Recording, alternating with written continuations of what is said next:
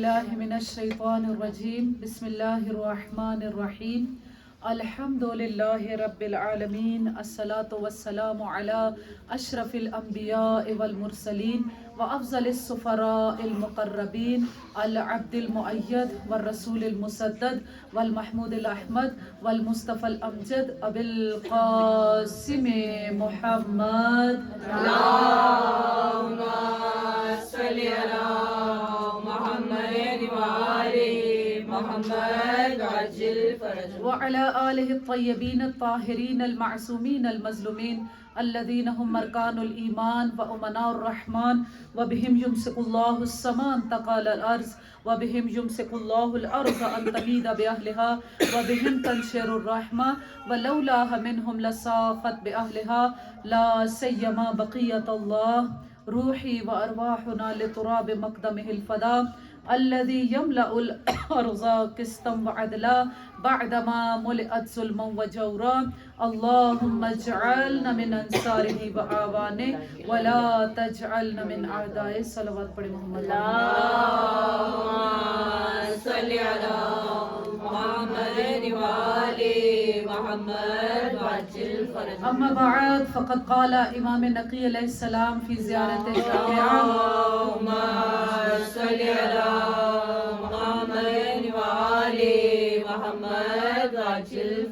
السلام علیکم یا اہل بیت النبوہ و موضع الرسالہ و مہبط الوحی و مختلف الملائکہ و معدن الرحمہ و خزان العلم صلوات پڑھیں محمد اللہم صلی علی محمد وآل محمد وعجل فرجهم اجمعین۔ آج کا دن بہت بڑا دن ہے، عاشور سے کم نہیں ہے، اور دعا کرتے ہیں کہ پروردگار عالم ہماری ان مجالس کو اپنی بارگاہ میں شرف قبولیت عطا کرے۔ ہمارا یہاں پر آنا، پڑھنا، سننا سیدہ اپنی عظیم بارگاہ میں قبول و منظور فرمائے۔ بلند ترین حیدری صلوات پڑھیں۔ اللہم صلی علی محمد وآل محمد وعجل فرجهم اجمعین۔ آپ کی خدمت میں کل بھی زیارت جامعہ کبیرہ کے 2-3 جملوں پہ بات کی تھی، اور سب جانتے ہیں کہ زیارت جامعہ کبیرہ امام نقی علیہ السلام سے روایت ہے کہ جب سائل نے آپ سے سوال کیا کہ آپ اہل بیت کے کچھ فضائل کو بیان کیجئے، تو امام نقی علیہ السلام نے جو الفاظ ادا کیے یا جن الفاظ سے، جن کلمات سے اہل بیت کو سلام پیش کیا، اسی کو زیارت جامعہ کبیرہ کہا جاتا ہے۔ اور کل آپ کی خدمت میں زیارت کا مطلب اور 1-2 جملے جو زیارت جامعہ کے تھے ان کو آپ کی خدمت میں پیش کیا۔ اب آج اس سے آگے کہ امام علیہ السلام سلام جب کرتے ہیں تو کہتے ہیں کہ السلام علیکم یا مہبط الوحی۔ جس طرح کل عرض کیا تھا کہ ائمہ علیہم السلام کے مختلف الملائکہ ہیں، یعنی وہ گھر، وہ ہستیاں کہ جہاں پر ملائکہ کا نزول ہوتا ہے۔ یہاں پر امام نقی علیہ السلام ارشاد فرما رہے ہیں وَمَحْبِطَ الْوَحِي، آپ کون سی ہستیاں ہیں کہ جہاں پر وحی کا نزول ہوتا ہے۔ وحی کیا چیز ہے؟ وحی کسے کہا جاتا ہے؟ کہا کہ وحی پروردگار کی طرف سے یوں سمجھ لیجئے کہ کچھ کوڈ ورڈز ہیں، ایک ایسا ہڈن نالج ہے جو پروردگار عالم نے ہر کسی کو عطا نہیں کیا، صرف جو پروردگار کے خاص بندے ہیں پروردگار عالم ان کے اوپر اس نالج کو عطا کرتا ہے۔ اسے کیا کہا جاتا ہے؟ وحی کہا جاتا ہے۔ صلوات پڑھ لیں محمد۔ اللہم صلی علی محمد وآل محمد۔ جس طرح کہ پروردگار عالم اب قرآن میں جہاں جہاں وحی کا لفظ استعمال ہوا ہے وہ کون سی جگہ ہیں کہ پروردگار کیا کہتا ہے کہ جیسے ہر پرندے کے اندر، ہر جانور کے اندر پروردگار عالم نے کچھ صلاحیتوں کو رکھا ہے، کچھ ایسی چیزیں ہیں کہ جو انہیں پیدا ہونے کے ساتھ ہی آ جاتی ہیں۔ وہ تعلیم جو ہے، وہ جو صلاحیت پروردگار عالم نے انہیں عطا کی ہے، وہاں بھی اس کو وحی کے لفظ سے تعبیر کیا گیا ہے۔ جس طرح کے شہد کی مکھی کے بارے میں پروردگار عالم کیا ارشاد فرماتا ہے کہ وَأَوْحَى رَبُّكَ إِلَى النَّحْلِ، پروردگار نے اس شہد کی مکھی کی طرف وحی کی ہے. کیا وحی کی ہے؟ یعنی اس کو تعلیم دیا ہے، اس کی فطرت کے اندر رکھ دیا ہے. کیا رکھا ہے؟ ان اتخذی الی الجبال بیوتا، کہ تم پہاڑوں کے اندر کس طرح اپنے گھر کو بناؤ گی. جانور کو یہ کس طرح آتا ہے، پرندوں کو یہ گھونسلہ بنانا کس طرح آتا ہے. ہاں، یہ تمام چیزیں جو ہیں جو کہ ان کی فطرت کے اندر موجود ہے، پروردگار عالم اس کو بھی وحی سے تعبیر کرتا ہے. یا دوسری جگہ صرف یہی نہیں ہے کہ وحی کا لفظ یا وحی کی جو تعبیر ہے وہ صرف انبیاء یا رسل سے ہی مخصوص ہے، بلکہ جناب موسیٰ یعنی حضرت موسیٰ کی جو والدہ کی طرف وحی کی گئی. اب جناب موسیٰ علیہ السلام کی والدہ نہ نبی ہیں، نہ کوئی مرسل ہے، کوئی خدا کا ایسا نمائندہ بھی نہیں ہے، لیکن پروردگار عالم کیا کہتا ہے کہ ہم نے موسیٰ کی طرف وحی کی ہے. کیا وحی کی ہے؟ کہ وہ حضرت موسیٰ کو کس طریقے سے رضاعت کریں گی، انہیں دودھ پلائیں گی. موسیٰ پریشان تھی، لیکن پروردگار عالم نے تسلی دی کہ نہیں، اس طرح کرو کہ ایک تابوت بناؤ، اس کے اندر موسیٰ کو رکھو، نیل کی لہروں کے حوالے کر دو. پروردگار عالم ایک وقت ایسا آئے گا کہ یہ دوبارہ تمہارا بچہ تمہاری گود میں آ جائے گا. یہ جو پروردگار عالم نے وحی کی ہے، جو الہام کیا ہے، یہ بھی کیا ہے؟ اسی وحی کی ایک قسم ہے. یا کیا کہا جاتا ہے کہ حضرت یوسف علیہ السلام کے بارے میں کہ حضرت یوسف علیہ السلام کا بچپنا ہے اور پروردگار عالم نے وحی کے ذریعے سے انہیں سب کچھ خبر دے دی کہ آپ کے بھائی آپ کے ساتھ یہ سلوک کریں گے، آپ کو اس طریقے سے کنویں میں پھینکیں گے، لیکن پروردگار عالم آپ کو اس کنویں سے نکالے گا اور آپ کو عزیز مصر کا درجہ عطا کر دے گا. بہرحال یہ سب کچھ وحی کے ضمن میں آتا ہے. مہبط الوحی. ائمہ علیہ السلام کیا ہے؟ توجہ، ائمہ کے بارے میں جو لقب استعمال کیا گیا، جو ان کی خصوصیت یا صفت استعمال کی گئی، وہ ان تمام چیزوں سے بہت برتر اور اعلیٰ ہے. ائمہ علیہ السلام وحی کے نزول کا گھرانہ ہے کہ جہاں پر ملائکہ کا نزول ہوتا ہے. اور وہاں پر علماء نے کیا لکھا کہ اس وحی کا مطلب کیا ہے کہ وہاں پر وحی کا نزول ہوتا ہے. کہا کہ جتنے بھی پروردگار کے فیوز ہیں، جتنے بھی پروردگار کی رحمتیں ہیں، اگر وہ اس دنیا میں تقسیم ہوتی ہیں تو ائمہ علیہ السلام کے تصدق تقسیم ہوتی ہیں. کوئی عمل یہاں سے پروردگار تک جا نہیں سکتا جب تک کہ ان انسان ہائے کامل کے پاس سے ہو کر نہ جائے. پروردگار کا کوئی فیض زمین تک آ نہیں سکتا جب تک کہ ائمہ علیہ السلام کے پاس نہ آ جائے یا ان کے تصدق تقسیم نہ ہو. ائمہ علیہ السلام کی اس رحمت کی مثال کیسی ہے کہ جیسے کہا گیا کہ ہمارے تمام اعمال، توجہ، جب ہر چیز یہاں سے جاتی ہے، اعمال کہاں جاتے ہیں؟ کس کے پاس جاتے ہیں؟ ملائکہ کہاں لے کر جاتے ہیں؟ کہاں لے کر جاتے ہیں؟ ہمارے اعمال کہاں جاتے ہیں؟ پروردگار کے پاس جاتے ہیں نا، پروردگار کے پاس جاتے ہیں. لیکن وہ تمام اعمال پروردگار کے پاس جانے سے پہلے ائمہ کے سامنے پیش کیے جاتے ہیں، وقت کے امام کے سامنے پیش کیے جاتے ہیں. جس طرح کہ امام جعفر صادق علیہ السلام نے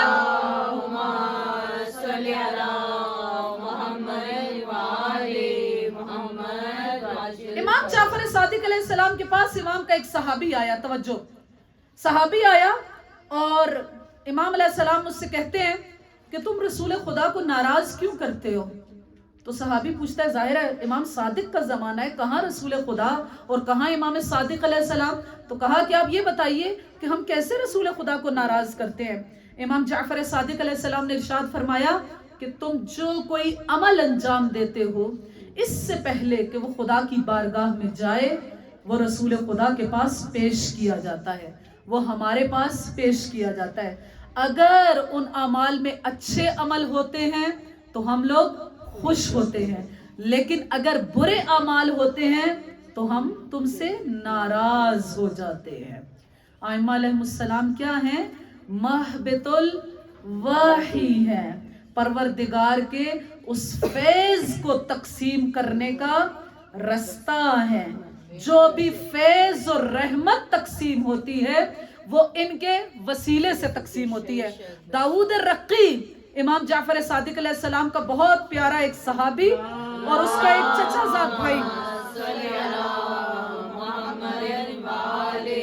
محمد वाजिल फरज।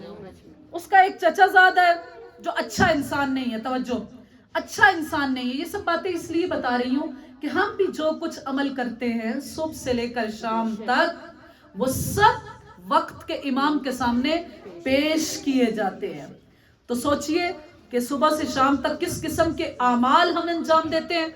अगर तो अच्छे अमाल हैं तो उन पर खुश हो कि इमाम ज़माना को खुशनुदी का उनका सबब बन रहे हैं, लेकिन अगर उसमें बुरे अमाल हैं तो ये इमाम ज़माना की नाराज़गी, उनकी नाराहती का सबब बन रहे हैं।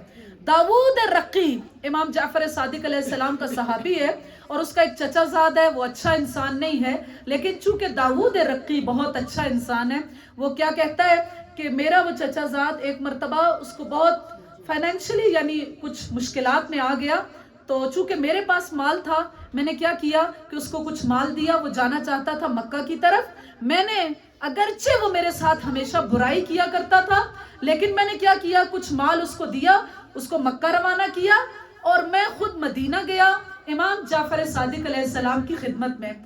जब इमाम की खिदमत में आया तो इमाम अलैहिस्सलाम ने फौरन क्या कहा, देखा कि इमाम मुझे देखकर मुस्कुरा रहे हैं। मैंने पूछा कि इमाम आपके इस मुस्कुराहट का सबब क्या है। इमाम अलैहिस्सलाम ने क्या कहा, तुम्हारा वो नेक अमल जो तुमने अपने चचाजाद भाई के साथ अंजाम दिया, अगरचे वो बुरा इंसान था लेकिन तुमने उसके साथ हुस्न सुलूक किया, उसकी माली मदद की, ये हमारी खुशी का बाइस बना। और आगे जो इमाम का रिवायत में जुमला है वो क्या है, बड़ा खतरनाक है कि अगर कोई हमारे साथ अच्छाई करता है, हाँ, हम उसके साथ बुराई कर रहे हैं, या कोई हमारे साथ बुराई कर रहा है, हम उसके साथ अच्छाई कर रहे हैं, तो इमाम ने क्या कहा कि तुम्हारा ये हुस्न सुलूक उसकी जल्दी मौत का सबब बन जाएगा। उसकी जल्दी मौत होगी, किस वजह से होगी, क्योंकि वो तुम्हारे साथ बुराई कर रहा है और तुम उसके साथ बदले में अच्छाई कर रहे हो। सलवात पढ़ ले मोहम्मद वाला।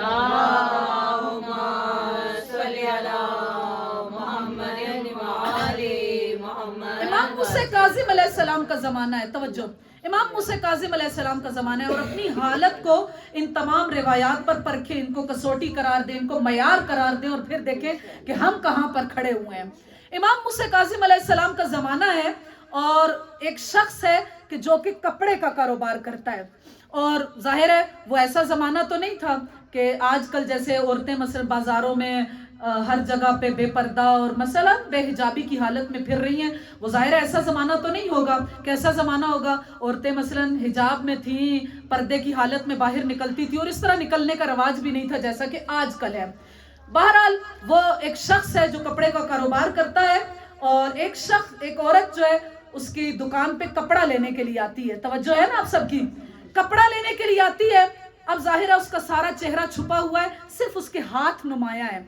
इस शख्स ने क्या किया, कपड़ा नाप रहा है और कपड़ा नापते नापते इसने क्या किया कि मसलन मेरा हाथ चाहा कि मेरा हाथ उस नामहरम औरत से टच हो जाए। कितनी देर का गुनाह है, अल्लामान अल हफीज, आज तो इससे ज्यादा क्या कुछ मुआशरे के अंदर क्या कुछ हो रहा है। हाँ, जब बैठते हैं तो चले नहीं कुछ कहती, सलवात पढ़े मोहम्मद वाले मोहम्मद।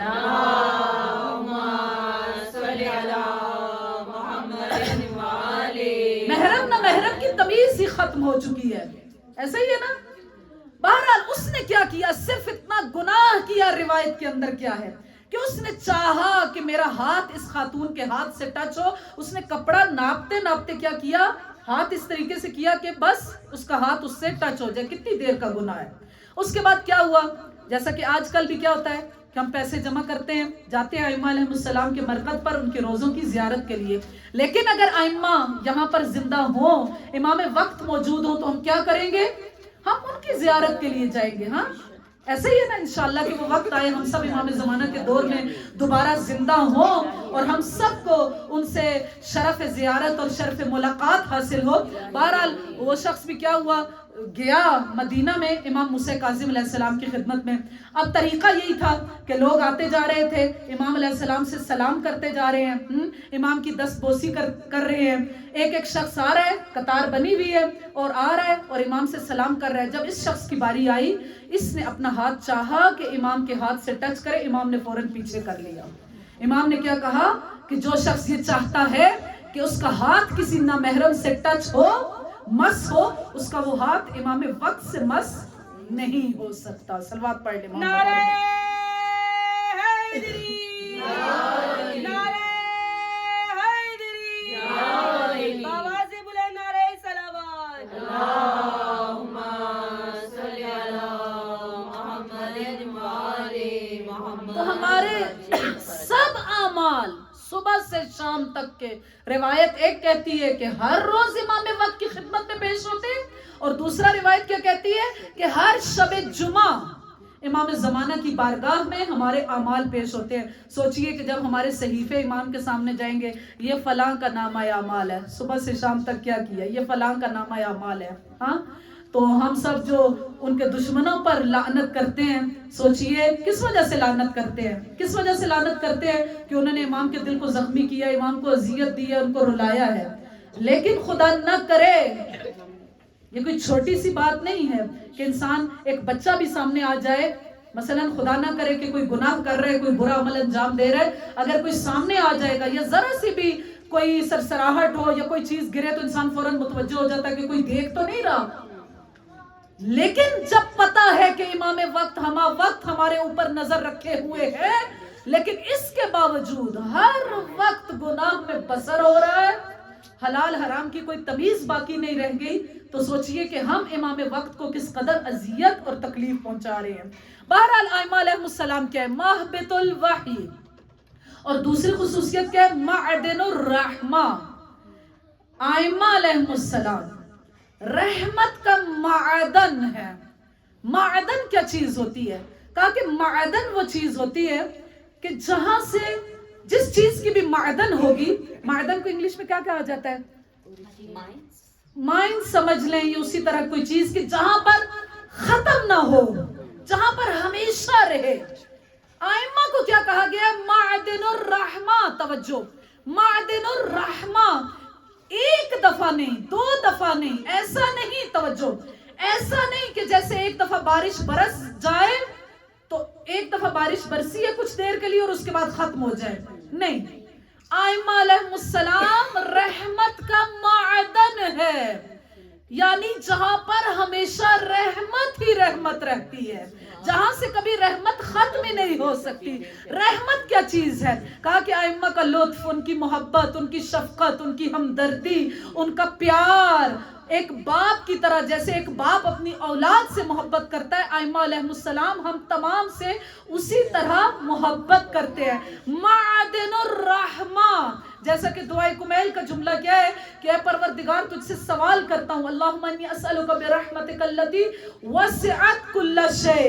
اے پروردگار تجھ سے تیری اس رحمت کا واسطہ جو ہر چیز کے اوپر چھائی ہوئی ہے. تو ائمہ علیہ السلام کیا ہے؟ معدن الرحمہ ہے. ایسا رحمت کا گھر ہے کہ جہاں پر ہمیشہ رحمت رہتی ہے، جہاں پر کسی وقت بھی وہ رحمت کم ہی نہیں ہوتی. اپنے چاہنے والوں کے لیے تو کیا، اپنے دشمنوں کے لیے بھی وہ کتنے رحیم ہیں، کتنے مہربان ہیں. کئی مرتبہ امام حسین علیہ السلام کی رحمت اور ان کی محبت، ان کی شفقت کو آپ کے سامنے پیش کر چکی ہوں. امام سجاد علیہ السلام کی کیا شفقت ہے، کیا محبت ہے. رسول خدا کی کیا ہے کہ وہی لوگ جو ان کے اوپر کوڑا پھینکتے تھے، وہ واقعہ آپ سب کو یاد ہے کہ وہ بوڑھی عورت جو ہر روز کوڑا کرکٹ ان کے اوپر پھینکا کرتی تھی، غلاظت کو پھینکا کرتی تھی. ایک دن رسول خدا اس گلی سے گزرے اور وہاں پر وہ عورت موجود نہیں ہے. رسول خدا نے پوچھا کہ آج وہ عورت یہاں پر موجود کیوں نہیں ہے؟ تو پتا چلا کہ آج وہ بیمار ہے. سوچئے کہ اگر ہمارے ساتھ ایسا ہو تو ہم کیا کہیں گے؟ شکر ہے کہ اچھا ہے کہ پروردگار نے اس سے بدلہ لے رہی ہے کہ بیمار ہو گئی ہے. نہیں، رسول خدا گئے، چونکہ معدن الرحمہ ہے. رحمت وہاں پر ملتی ہے، محبت وہاں پر ملتی ہے، وہاں پر شفقت ملتی ہے، وہاں پر الفت ملتی ہے، وہاں پر لطف ہی لطف ہے، وہاں پر کرم ہی کرم ہے. تو رسول خدا کیا گئے وہاں سے اس خاتون سے پوچھتے ہیں کہ بتاؤ کیا ہوا؟ کہا کہ میں بیمار ہوگی. اس کی عیادت کرتے ہیں، مزاج پرسی کرتے ہیں، اس کو جس چیز کی ضرورت ہوتی ہے وہ اس تک پہنچاتے ہیں. امام سجاد علیہ السلام، کون امام سجاد کی اس مہربانی سے واقف نہیں؟ آپ سب جانتے ہیں کہ بعد کربلا مدینہ میں امام سجاد علیہ السلام کا دسترخوان ہمیشہ رہا کرتا تھا، اور ایک مرتبہ اور امام خود تقسیم کیا کرتے تھے، آ کے کھانا دیتے تھے. ایک مرتبہ ایک شخص سامنے آیا اور اس نے کیا کہا کہ شاید آپ کو معلوم نہیں ہے کہ میں کون ہوں. امام سجاد کیا کہتے ہیں؟ مجھ سے زیادہ کون جان سکتا ہے کہ تو کون ہے؟ تو وہی ہے نا جو بازار شام میں ہمارے اوپر پتھر برسا رہا تھا. کہا تو پھر آپ اس قدر مہمانی کیوں کر رہے ہیں، اتنا لطف کیوں کر رہے ہیں کہ مجھے بھی کھانا دے رہے ہیں؟ امام علیہ السلام نے کیا ارشاد فرمایا کہ وہ تمہارا حسن سلوک تھا، یہ ہمارا حسن سلوک ہے. معدن الرحمہ. صلوات پڑھ لے محمد والا. اللہم صلی علی محمد وآل محمد وجل. خزان العلم. ائمہ علیہ السلام کیا ہے؟ علم کا خزینہ ہے. علم کا خزینہ ہے. جہاں علم الہی ملتا ہے وہ ان کے سینے ہے. جیسا کہ امام علی علیہ السلام کے ارشاد فرماتے ہیں زکانی رسول اللہ زکت زکا، کہ رسول خدا نے مجھے علم کو اس طرح منتقل کیا کہ جس طرح کبوتر اپنے بچے کو دانا دیتا ہے. علی کا سینہ علم الہی کا خزینہ ہے. جہاں پر علوم الہی ملتے ہیں، جہاں پر علم الہی ملتا ہے وہ علی کا خزینہ ہے. لیکن علی علیہ السلام کون سا درد لے کر دنیا سے چلے گئے؟ امام کیا کہتے ہیں کہ مجھے کوئی شاگرد نہ ملا، مجھے کوئی شاگرد نہ ملا کہ جس سے علی اپنے علم کو بیان کر سکے. مجھے کوئی ایسا شخص نہ ملا کہ علی اپنا درد دل جس سے بیان کر سکے. علی کے دل کی حسرت کیا ہے کہ انہیں کوئی شاگرد مل جائے جو علم علی کو حاصل کرے. ہم سب یہاں پر حاضر ہیں. آئیں آج ایک وعدہ کریں اور امام سے کیا کہیں کہ مولا ہم سب حاضر ہیں، ہم آپ کے علم کو حاصل کریں گے، ہم آپ کے دل کو ٹھنڈا کریں گے. خزان العلم. ائمہ علیہ السلام کیا ہے؟ علم کا خزینہ ہے. جہاں پر علم الہی ملتا ہے وہ یہ ہستیاں ہیں. ایک روایت بتاتی ہوں، صلوات پڑھ لیں محمد والے محمد. اللہ اکبر. یا یا رسول اللہ. یا علی. یا علی. یا علی. محمد والی محمد پر بلندتر صلوات. اللہم صلی علی محمد وآل محمد وجل. ایک بہت مشہور روایت، بہت پیاری روایت کہ جو کہ امام جعفر صادق علیہ السلام کی ہے، اور کس سے ہے؟ کس کے ساتھ مکالمہ امام کا؟ طبیب ہندی کے ساتھ. امام جعفر صادق علیہ السلام ایک مرتبہ منصور دوانقی کے دربار میں گئے تو وہاں پہ امام نے کیا دیکھا کہ ایک طبیب بیٹھا ہوا ہے، اس کے سامنے ایک کتاب رکھی ہوئی ہے. توجہ، کتاب رکھی ہوئی ہے اور وہ کچھ پڑھ پڑھ کر امام اس کو منصور دوانقی کو سنا رہا ہے. امام کے پاس بیٹھ گئے. وہ طبیب کیا پوچھتا ہے منصور دوانقی سے کہ یہ کون ہے؟ کہا کہ یہ رسول خدا کے فرزند ہیں، امام جعفر صادق علیہ السلام ہے. طبیب ہندی جو اپنے آپ کو بہت بڑا عالم سمجھ رہا تھا پوچھتا ہے کہ کیا امام سے مخاطب ہے، کیا کہتا ہے کہ کیا آپ چاہتے ہیں کہ میں آپ کو بھی اس کتاب میں سے کچھ پڑھ کے سناؤں؟ تو امام نے کہا کہ مجھے اس کی ضرورت نہیں ہے. کہا کہ کیوں، آپ کے پاس بھی کچھ موجود ہے؟ کہا کہ ہاں ہمارے پاس بھی موجود ہے، ہمارے پاس رسول خدا صلی اللہ علیہ وآلہ وسلم کا دیا ہوا علم موجود ہے. صلی علی محمد وآل محمد وجل. ہمارے پاس رسول خدا کا دیا ہوا علم موجود ہے. کہا کہ اچھا ذرا آپ اپنے علم کو بتائیے. چونکہ وہ طبیب ہے تو امام علیہ السلام نے اس سے کیا بیان کیا کہ ہم، توجہ، ہم سردی کا گرمی سے علاج کرتے ہیں، گرمی کا سردی سے علاج کرتے ہیں، رطوبت کا خشکی سے علاج کرتے ہیں، خشکی کا رطوبت سے علاج کرتے ہیں. اور چونکہ رسول خدا نے ہمیں تعلیم دیا ہے کہ پیٹ جو ہے وہ ہر بیماری کا گھر ہے، سب سے زیادہ جو بیماری کا اثر ہوتا ہے وہ پیٹ پر ہوتا ہے. اس لیے رسول خدا نے کیا کہا کہ پرہیز زیادہ کیا کرو، کہ پرہیز اس علاج سے بہتر ہے. اور جسم جس چیز کا عادی ہو گیا ہو اس سے اس کو روکو نہیں. اب طبیب ہندی نے جب ان چیزوں کو سنا تو اس نے کیا کہا؟ کہا کہ یہ تو ساری چیزیں طب کے خلاف ہیں. آپ جو کچھ بیان کر رہے ہیں یہ سب کچھ طب کے خلاف ہے، حکمت کے خلاف ہے. امام علیہ السلام کیا کہتے ہیں؟ تم کیا سمجھتے ہو کہ ہم نے یہ تمام علم کسی کتاب سے حاصل کیا ہے؟ کہا کہ پھر آپ نے کہاں سے حاصل کیا ہے؟ کہا کہ ہمارا علم خدا کے علم سے مربوط ہے، پروردگار نے ہمیں علم عطا کیا ہے. اب امام علیہ السلام اس سے کیا کہتے ہیں کہ اچھا اگر تم کچھ جانتے ہو تو میں طب کی کچھ باتوں کو تم سے پوچھنا چاہتا ہوں، طب کی کچھ باتوں کو، چونکہ طبیب ہے، حکمت جانتا ہے. کہا کہ کیا کچھ طب کی باتوں کو پوچھوں؟ اس نے کہا کہ ہاں پوچھیے. اب امام نے پوچھنا شروع کیا. امام نے کیا کہا کہ بتاؤ سر کے اوپر بال کیوں ہیں؟ کہا کہ نہیں معلوم.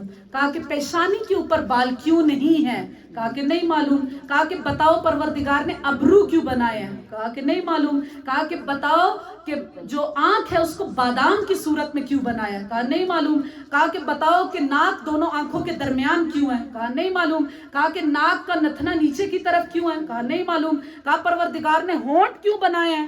کہا نہیں معلوم. کہا کہ بتاؤ کہ گھٹنے کا پیالہ آگے کی طرف کیوں ہے؟ کہا نہیں معلوم. کہا کہ بتاؤ کہ ہتھیلی کے اوپر پروردگار نے بالوں کو کیوں نہیں رکھا؟ کہا نہیں معلوم. کہا کہ بتاؤ ناخنوں اور بالوں کے اندر جان کیوں نہیں ہے؟ کہا نہیں معلوم. کہا کہ جو سامنے والے دانت ہیں وہ باریک ہیں، جو پیچھے والے چپٹے ہیں، ایسا کیوں ہے؟ کہا کہ نہیں معلوم. بہرحال ایک طویل روایت ہے. امام نے مختلف سوال کیے کہ جگر کو ایسا کیوں بنایا گیا، دل کو ایسا کیوں بنایا گیا، لیکن وہی باتیں جو عام فہم آپ لوگوں کو بھی سمجھ آ جائیں ان کو بیان کرنا چاہوں گی. جب ہر مسئلے میں وہ یہی کہتا رہا کہ مجھے نہیں معلوم، مجھے نہیں معلوم، تو اب امام علیہ السلام نے بیان کرنا شروع کیا. کہا کہ اب مجھ سے پوچھو کہ یہ پروردگار نے تمام چیزوں کو ایسے کیوں بنایا ہے. کہا کہ سب سے پہلا سوال کیا کیا تھا کہ سر کے اوپر بالوں کو کیوں رکھا ہے. امام علیہ السلام نے کہا کہ سر کے اوپر بالوں کو اس لیے رکھا ہے کہ جب بھی مساج کیا جائے تو جس چیز سے مساج کیا جائے گا وہ بالوں کے ذریعے سے، ان مسامات کے ذریعے سے دماغ تک پہنچ جائے گا، اور جو دماغ کے بخارات ہوں گے وہ باہر نکل آئیں گے. اس کے علاوہ بال جو ہے وہ سردی اور گرمی میں حفاظت کا کام کریں گے. اب اگلا سوال کیا تھا کہ پیشانی کے اوپر بالوں کو کیوں نہیں رکھا گیا، پیشانی بالوں سے کیوں خالی ہے؟ تو امام علیہ السلام نے کیا ارشاد فرمایا؟ کہا کہ اس لیے کہ نور جو ہے وہ بقدر ضرورت آنکھوں تک پہنچ سکے. اور ایک اور سوال بھی کیا تھا کہ لکیریں، پیشانی کے اوپر لکیریں کیوں نہیں ہیں، لکیریں کیوں بنائی گئی ہیں؟ تو امام علیہ السلام نے ارشاد فرمایا، کہا کہ لکیریں اس لیے ہیں کہ جب بھی پسینہ آئے تو وہ آنکھوں میں نہ جائے. کہا کہ ابرو کیوں رکھے گئے ہیں؟ کہا کہ اس لیے کہ روشنی اور نور جو ہے وہ مناسب مقدار میں آنکھوں تک جا سکے. امام نے کیا ارشاد فرمایا؟ اسی لیے جب روشنی زیادہ ہوتی ہے تو انسان اپنی آنکھوں کے اوپر ہاتھ رکھ لیتا ہے. کہا کہ ناک کو درمیان میں کیوں رکھا؟ کہا اس لیے کہ دونوں آنکھوں تک برابر ایکول روشنی پہنچے. کہا کہ آنکھوں کو بادامی صورت میں کیوں بنایا؟ کہا کہ اس لیے کہ جب کوئی سلائی یا کوئی دوائی ڈالی جائے تو اس کو ڈالنا آسان ہو اور جو کثافت ہے اس کا بھی نکلنا آسان ہو. کہا کہ یہ بتائے کہ جو ناک کے نتھنے ہیں، جو سوراخ ہے، وہ نیچے کی طرف کیوں ہے؟ کہا کہ اس لیے کہ غلاظت آسانی سے نکل سکے. اور دوسرا ان کو ہونٹوں کے اوپر اس لیے بنایا گیا، کس لیے بنایا گیا کہ جب بھی خوشبو، جب بھی انسان نوالا منہ میں رکھتا ہے تو فوراً ناک کے ذریعے پتہ چل جائے کہ یہ زہریلا ہے یا خوشبودار ہے، تاکہ جسم کے اندر کوئی زہریلی، کوئی کثیف، کوئی غلیظ چیز نہ جا سکے. پھر امام نے کیا بتایا کہ ہونٹوں کو کیوں رکھا گیا ہے؟ کہا کہ اس لیے کہ وہی کہ جیسے ناک سے ہر جو غلاظت ہے وہ فوراً منہ کے اندر نہ جا سکے، اس لیے پروردگار نے ہونٹوں کو بنایا ہے. کہا کہ سامنے کے دانت باریک اس لیے ہیں کہ وہ غذا کو ٹکڑے ٹکڑے کر سکے. پیچھے والے چپٹے کیوں ہیں؟ تاکہ وہ غذا کو پیس سکے. کہا کہ گھٹنے کا پیالہ آگے کیوں ہے؟ تاکہ چلنے میں آسانی ہو. ہاتھوں کے اوپر، ہتھیلیوں کے اوپر بال کیوں نہیں ہے؟ تاکہ لمس آسانی سے کیا جا سکے، انسان محسوس اچھے طریقے سے کر سکے. ناخنوں اور بالوں میں جان کیوں نہیں ہے؟ کہا کہ اس لیے کہ یہ بڑھ جاتے ہیں، انسان کو ضرورت ہوتی ہے کہ اسے کاٹا جائے. اگر ان میں جان ہوتی تو انسان کو کتنی تکلیف محسوس ہوتی. بہرحال اس وقت وہ طبیب ہندی یہ کہہ کر اٹھتا ہے کہ اللہ یجعل رسالت، اللہ یعلم حیث یجعل رسالہ، بے شک پروردگار بہتر جانتا ہے کہ وہ اپنی رسالت کو کسے عطا کرتا ہے. صلوات پڑھ لیں محمد والے. اللہم صلی علی محمد وعلی محمد. خزان العلم، یہ ہستیاں کیا ہیں؟ وہ ہیں کہ جہاں پر علم کا خزانہ موجود ہے، علم کے خزینہ دار یہ ہستیاں موجود ہیں. اور سوچئے کہ جو بھی بتایا کہ یہ معدن الرحمہ ہے، یہ اصول الکرم ہے، یہاں پر کرم ہی کرم ہے، یہاں پر رحمت ہی رحمت ہے.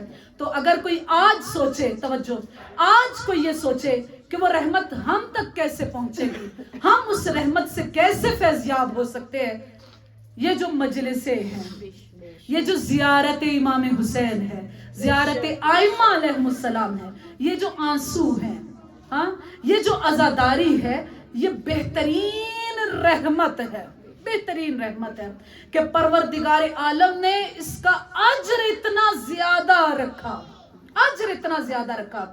آج دنیا کے تمام عاشق روضہ حسین علیہ السلام پر جمع ہیں۔ کیا ثواب ہے اس زیارت کا، کیا ثواب ہے؟ کل کچھ آپ کی خدمت میں پیش کیا تھا، کیا ثواب ہے؟ روایت کیا کہتی ہے کہ حضرت عائشہ خود بیان کرتی ہیں، ام المومنین ہیں، بیان کر رہی ہیں کہ ایک مرتبہ میں رسول خدا کے پاس تھی، امام حسین علیہ السلام رسول خدا کی گود میں تھے، اور رسول خدا بیان کرتے ہیں کہ جو کوئی بھی حسین کی شہادت کے بعد اس کی قبر کی زیارت کرے گا اسے ایک حج کا ثواب عطا کرے گا۔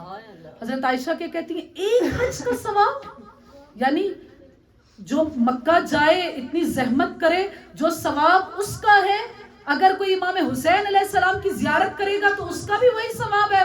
رسول خدا نے کہا کہ نہیں، 2 حج کا۔ حضرت عائشہ حیرت سے پھر کہتی ہے کیا 2 حج کا؟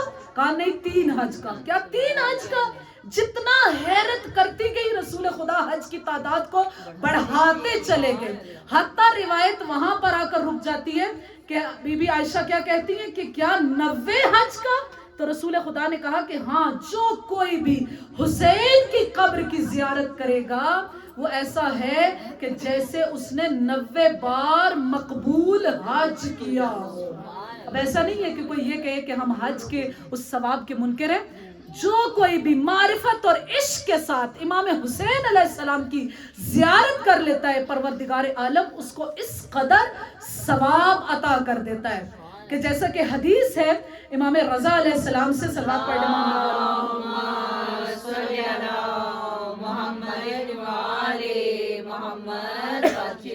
کہ جب بھی زیارت کے لیے جاؤ، آج بھی زائرین کا طریقہ یہی ہے کہ جب بھی زیارت کے لیے جاؤ تو اپنا جو منزل ہے، جو مرکز ہے، وہ نجف کو قرار دو۔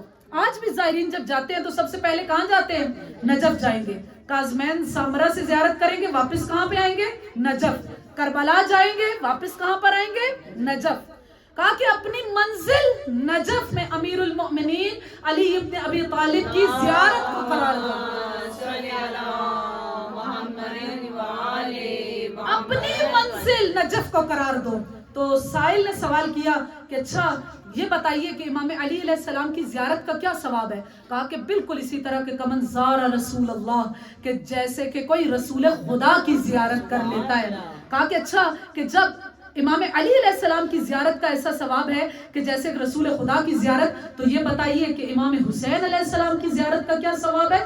کہا کہ حسین کی زیارت کا ثواب ایسا ہے کہ جیسے کوئی خود عرش پر اللہ سے ملاقات کر لیتا ہے، اللہ سے ملاقات کر لیتا ہے۔ اور روایت کیا کہتی ہے کہ جب جنت میں جائیں گے، توجہ، جنت میں جب جائیں گے، رسول خدا کیا کہتے ہیں؟ تمام انبیاء سے پہلے اگر کوئی جنت میں جائے گا تو وہ میں ہوں گا، یعنی افضل المرسلین، احمد مجتبی، خاتم النبیین سب سے پہلے جنت میں جائیں گے۔ لیکن رسول خدا کیا کہتے ہیں؟ مجھ سے پہلے میری دختر جنت میں جائے گی، یعنی سب سے پہلے سیدہ جنت میں جائیں گی، اور اس کے بعد رسول خدا، اور اس کے بعد تمام انبیاء۔ اور کیا کہنا زائر امام حسین علیہ السلام کا کہ وہ سیدہ جو سب سے پہلے وارد بہشت ہوں گی، وارد جنت ہوں گی، وہی سیدہ ایک زائر کے لیے کربلا کے باہر استقبال کے لیے حاضر ہو جاتی ہیں۔ زائر کا استقبال ملائکہ نہیں کرتے۔ اتنی زیادہ روایات ہے، اتنی زیادہ روایات ہے زیارت کے ثواب میں کہ راوی یہ کہتا ہے کہ مجھے یوں لگا کہ شاید ہر انسان کے اوپر واجب ہے کہ وہ زندگی میں ایک مرتبہ ضرور امام حسین علیہ السلام کی زیارت کرے اور اس ثواب سے بہرہ مند ہو۔ ان آنسوؤں کی کیا قیمت ہے، آنسوؤں کی کیا قیمت ہے، یہ جو غم حسین میں بہائے جاتے ہیں۔ لیکن ہر آنسو نہیں، رویا تو امام حسین علیہ السلام پر کربلا میں بھی اشقیاء بہت روئے تھے، راہ کوفہ میں بھی بہت روئے، شام میں بھی بہت روئے۔ ہاں، روایات کیا کہتی ہیں؟ ہر دشمن حسین امام حسین علیہ السلام پر اس نے گریہ کیا سوائے ابن زیاد کے۔ کہا کہ وہ ایسا شقی انسان تھا کہ اس نے امام حسین علیہ السلام کی اس مظلومیت پر ایک آنسو بھی اس کی آنکھ سے نہ نکلا۔ تو بہرحال روئے تو وہ بھی ہیں، لیکن انہیں وہ ثواب حاصل کیوں نہیں ہے؟ کہا کہ جو کوئی عشق، محبت اور معرفت کے ساتھ جس کی آنکھ سے ایک آنسو نکل آتا ہے، ایک آنسو، انشاءاللہ کہ دعا کریں کہ ہمارا کوئی ایک آنسو اس قدر مقبول قرار پائے. کہا کہ جب بروز محشر ہوگا اس آنسو کو بہت احترام کے ساتھ، بہت احترام کے ساتھ رسول خدا کے پاس لے جایا جائے گا. کہا کہ یا رسول اللہ اس آنسو کی قیمت کیا ہے؟ رسول خدا کیا کہیں گے؟ کیا کہیں گے کہ نہیں، میں اس کا خریدار نہیں ہوں. کہا کہ اسے علی کے پاس لے جاؤ. اس آنسو کو علی کے پاس لے جایا جائے گا اور علی کیا کہیں گے؟ میں اس آنسو کا خریدار نہیں ہوں. اب سیدہ کے پاس اس آنسو کو لے جاؤ. جب سیدہ کے پاس لے جایا جائے گا تو سیدہ کیا کہیں گی؟ کیا کہیں گی؟ اسے آب حیات سے غسل دو، اسے موتی کی شکل میں، موتی کی شکل میں لے آؤ.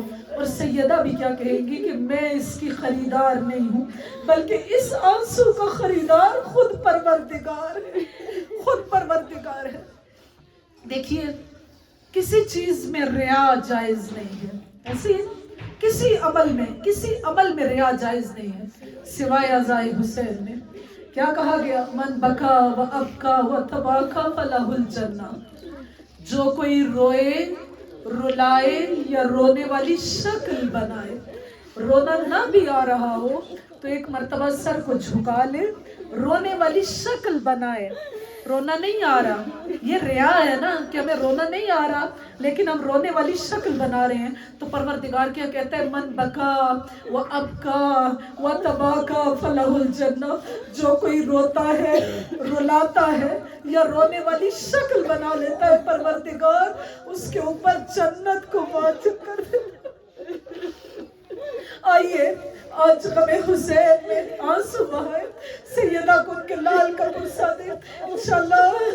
انشاءاللہ کہ سیدہ اس مجلس میں موجود ہو، ہمارے آنسو رومال سیدہ کی زینت بن جائے. آج کا دن عاشور سے کم نہیں ہے. کیوں 40 کو منایا جاتا ہے؟ کسی معصوم کا 40 نہیں منایا جاتا، کسی معصوم کا، کسی امام کا چہلم منایا نہیں جاتا. پھر آخر امام حسین کا چہلم کیوں منایا جاتا ہے اور کیوں کہا جاتا ہے کہ یہ عاشور سے کم دن نہیں ہے؟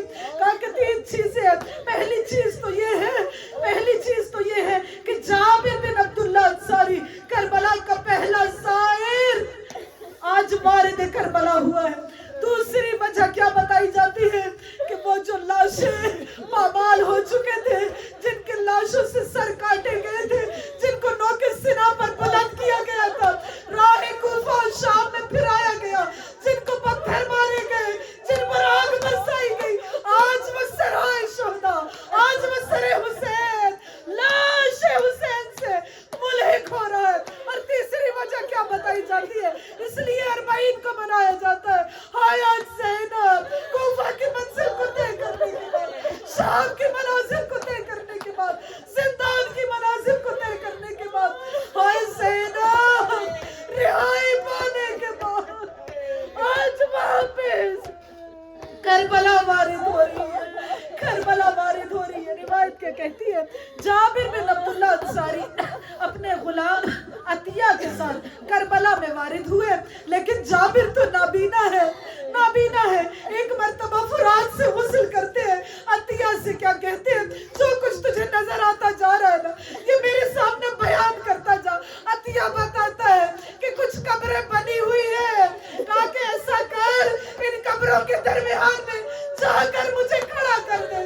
کہا کہ جابر تجھے کیسے پتہ چلے گا کہ قبر حسین کون سی ہے؟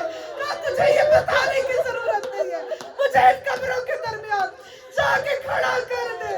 ایک مرتبہ جابر سیدھے قبر حسین کے اوپر آئے، خوشبوئے حسین کو سونگا، قبر حسین کے اوپر آئے، آ کر سلام کیا. السلام علیکہ یا ابا عبداللہ، السلام علیکہ یا حبیبی الحسین. او میرے حبیب، میرے بچپن کے ساتھی، اے حسین تجھے سلام کر رہے ہیں. جابر ایک مرتبہ سلام کیا، سلام کا جواب نہ آیا. دوسری مرتبہ سلام کیا، سلام کا جواب نہ آیا. اس وقت جابر خود کہتا ہے، 2 طرح کی روایات ہیں. کہا، اور دوسرا یہ کہ خود قبر حسین سے آواز آئی، اے جابر تجھے سلام کا جواب کیسے دوں کہ جس کی رگائیں گردن کٹ چکی ہو، جس کا سر موجود نہ ہو؟ اے جابر حسین تجھے کیسے سلام کرے؟ اجرکم عند اللہ۔ جابر قبر حسین کے اوپر اپنے آپ کو گرا دیتے ہیں، بہت گریا کرتے ہیں، اتنے میں عطیہ انہیں جھنجھوڑتا ہے، اے جابر اٹھو، دور سے ایسے لگ رہا ہے کہ کچھ سپاہی آ رہے ہیں، کچھ ناکے آ رہے ہیں۔ اب یہ دونوں کیا کرتے ہیں؟ اپنے آپ کو ایک قبر کے پیچھے چھپا لیتے ہیں۔ جابر کیا کہتے ہیں؟ اے عطیہ جو کچھ دیکھتا جا رہا ہے نا، مجھے بتاتا جا، مجھے بتاتا جا۔ جب وہ قافلہ تھوڑا سا قریب ہوا، عطیہ نے اپنے سر کو پیٹ لیا، اے جابر کاش تو اس منظر کو دیکھ سکتا، ارے کچھ ناکے ہیں، ناکوں کے اوپر محمل ہے، ارے محملوں کے اوپر ارے کچھ مستورات ہے، آگے آگے ایک بوڑھا ہے جس نے اپنی کمر کو جھکایا ہوا ہے۔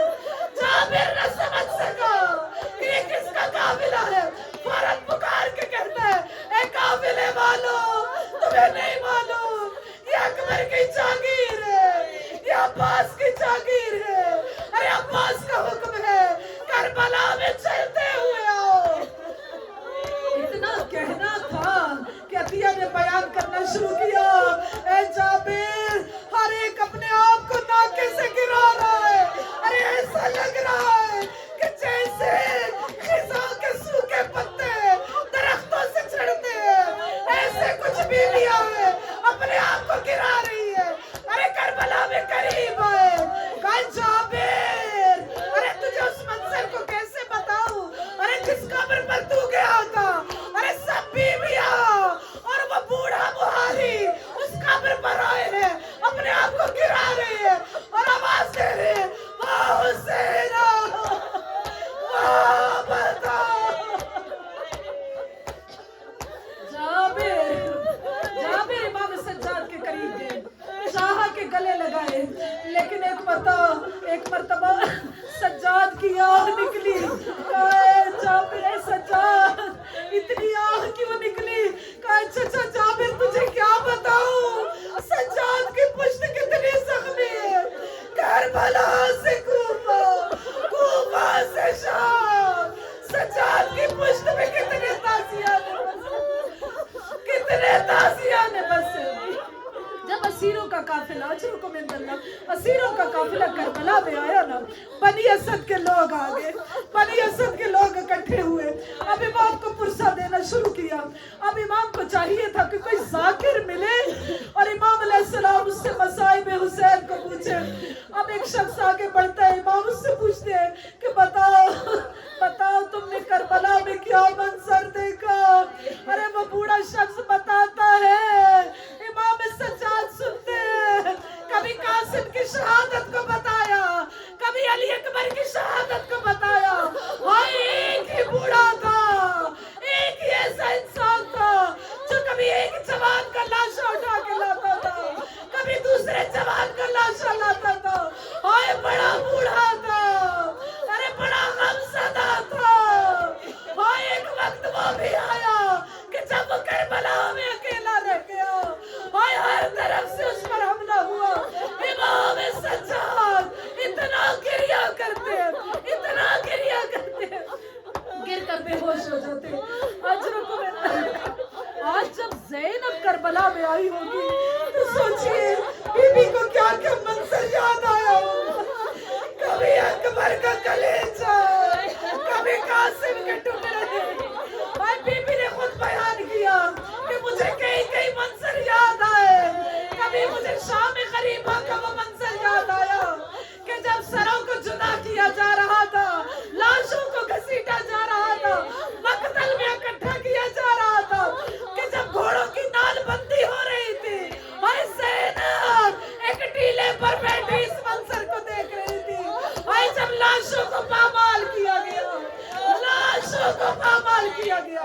جب جناب زینب واپس مدینہ پہنچی نا تو کسی نے امام سجاد سے سوال کیا، اے مولا یہ بتائیے کہ کس کس کا لاشا پامال ہوا، کیا حبیب کا لاشا پامال ہوا، کیا ہور کا ہوا، کہا نہیں زینب کہتی ہے صرف لاش حسین پا مالی. ایسا کیوں ہے؟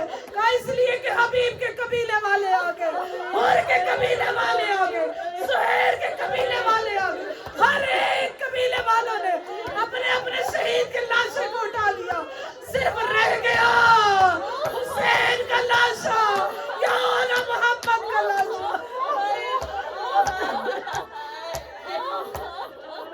زینب کو شام غریبہ بھی بڑی یاد آئی ہوگی. ابھی عباس مجھے کیا بتاؤں تیرے بعد زینب کا کیا حال ہوا کہ جب خیموں کو جلا دیا گیا، زینب کی چادر کو لوٹ لیا گیا، لوگ ہمارے خیموں میں آ گئے، لوگ ہمارے خیموں میں آ گئے. ایک شکی بیان کرتا ہے کہ میں امام سجاد کے خیمے میں گیا، میں امام سجاد کے خیمے میں گیا، میں نے دیکھا کہ کوئی بی بی پاس بیٹھی ہوئی ہے، ان کی تیمارداری کر رہی ہے. کہا کہ میں نے دیکھا امام سجاد کے نیچے بڑا قیمتی بستر ہے.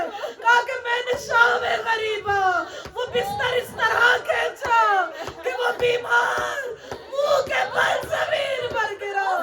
آئے پھر میرا ہاتھ اس بی بی کی چادر کی طرف گیا. آئے بیبیاں خیموں سے کیسے نکلی، ان جلتے خیموں سے. زینب ام کلثوم کیسے نکلی کہ راوی کیا کہتا ہے کہ ہر بی بی کا سر دوسرے کی بغل میں تھا. بیبیاں اپنے آپ کو چھپا